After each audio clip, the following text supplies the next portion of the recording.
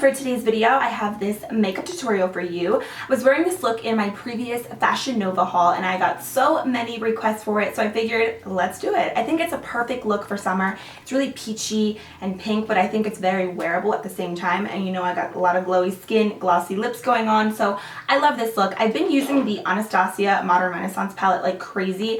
Every chance I get to do my makeup, I've been going this palette because it's gorgeous. I did do another tutorial with it like about a week and a half ago because I just love it that much. So if you have not gotten it already, girl, what are you waiting for? Go out and get it. It's worth it. So I hope you guys do enjoy this video, and if you want to see how to get this completed look, then just keep watching.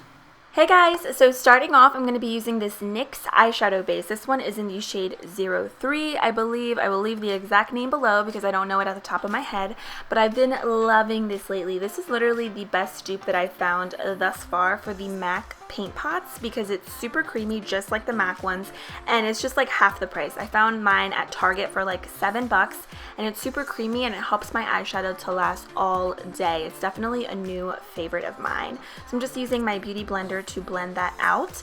Then I'm taking my Anastasia Modern Renaissance palette and I'm starting off with the color Golden Ochre, which is basically a skin tone color. I really love this shade for setting that base because I feel like whenever you don't set it, it makes it a little bit more hard to blend out your shadows and to make everything look really flawless. So setting is super important.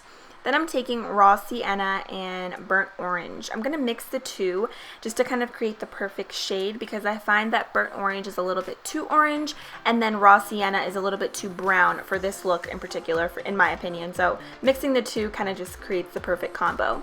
I'm using this Wet n Wild fluffy brush, which one of my subscribers actually sent me. So thank you so much, Rose. I love Wet n Wild brushes.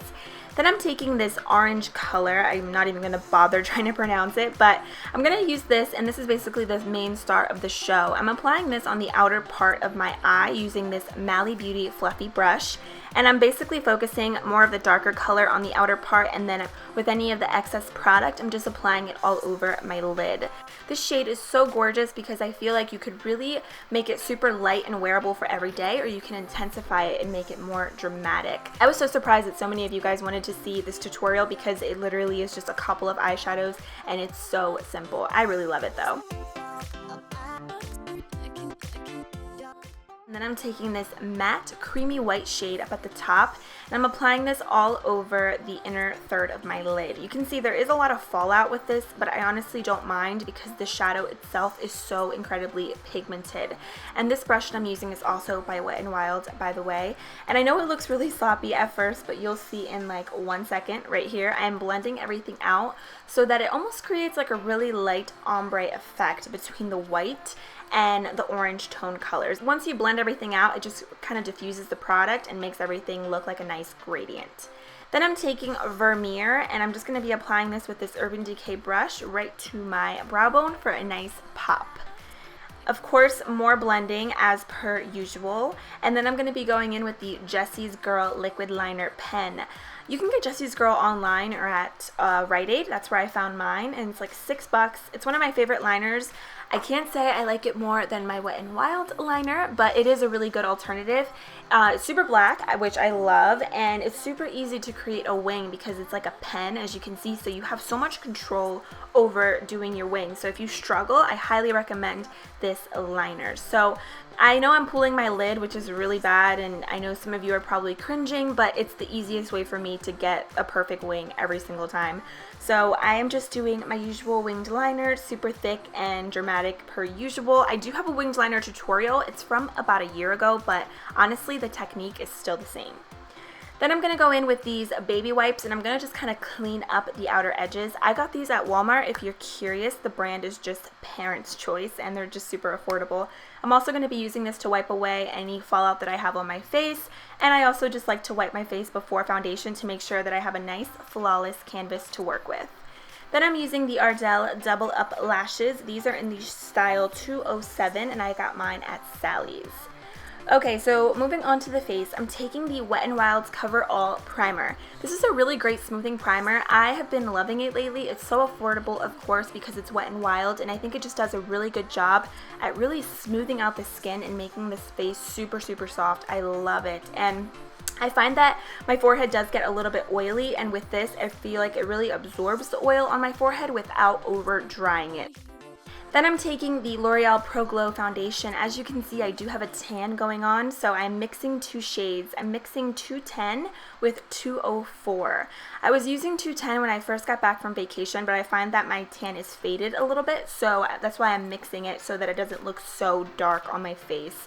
And I did do a first impression / review on this foundation, and I love it. It's such a beautiful, natural, glowy foundation. It doesn't leave my skin feeling greasy or like excessively oily. It's just really, really beautiful.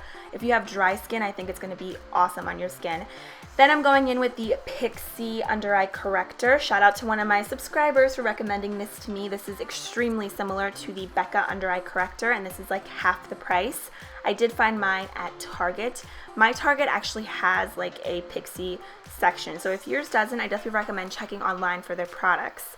So I'm just going to be applying this just so none of my dark circles peek through, because I'm going to be using a more lighter coverage concealer today that I've been really liking lately. So of course I'm just using my beauty blender as per usual, and then I'm just going to be taking the L'Oreal True Match concealer. I'll leave my exact shade below.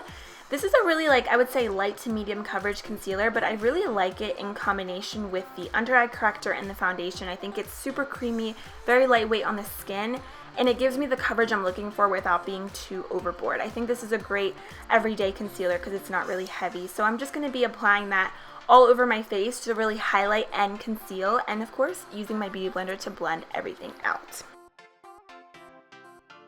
To go ahead and set that, I'm taking the Kat Von D contouring palette, and I'm going to be using the Peachy color just to set all of my concealer. And I'm going to be using the Sigma F35 tapered highlighting brush, which is my favorite. I'm also taking this large powder brush by Sigma and just dusting a little bit of that same Kat Von D powder just to set my foundation so nothing moves. I also do want to apologize about the lighting in this video. The sun was going in and out, so I'm really sorry about the change in tones of the lighting. But right here, I'm just going to finish up the bottom of my eyes, and I'm using this NYX Golden Bronze Eyeliner, which I know I use in so many tutorials, but it's seriously one of my favorites. And then I'm going to use the same orange color from earlier, and I'm just going to smudge that right underneath the lower lashes so everything is blended and it looks balanced.